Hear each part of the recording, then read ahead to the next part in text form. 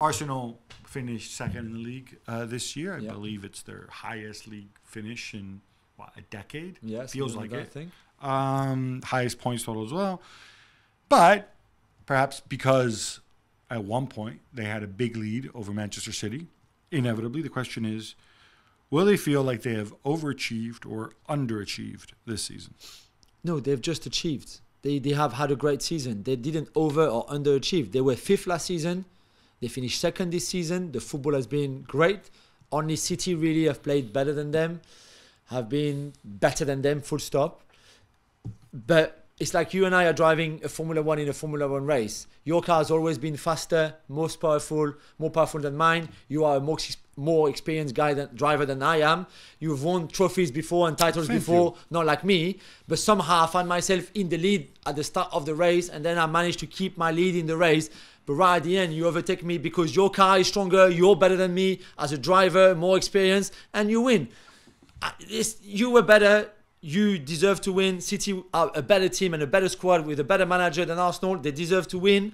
This is it. Arsenal have achieved a great season, and they're going to build from it, or they're going to build on it. But you can't tell me that they underachieved because they finished 2nd, and they didn't overachieve either. No, they 100% overachieved, and I'll tell you why.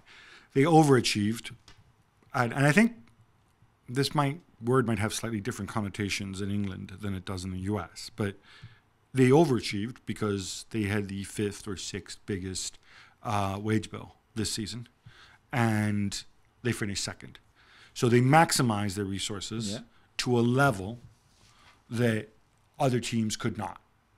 So that is overachievement. That is taking the resources you have and squeezing as much as you can out of it. And that is a credit to Arteta. It's a credit to the players. It's not a negative thing to say a team is overachieved. They completely overachieved. They can grow into it and be stronger next year. Because you know what? When I go back to this, and I think we've kind of been lulled into this, you know my thoughts on Gabriel Jesus, right? Yeah. With Gabriel Jesus and Eddie Nketiah, I think we'll look back if they get a striker and be like, oh my God, they finished 2nd, led for such a long part of the season with Gabriel Jesus and Eddie Nketiah leading the line. Yeah. Right? Granit Xhaka counting the days until he was leaving in midfield. Thomas Partey. Jorginho, the big reinforcement in the middle of the season. They get William Saliba gets injured, and it's a Rob Holding comes in. Ben White is to be reinvented as a right back.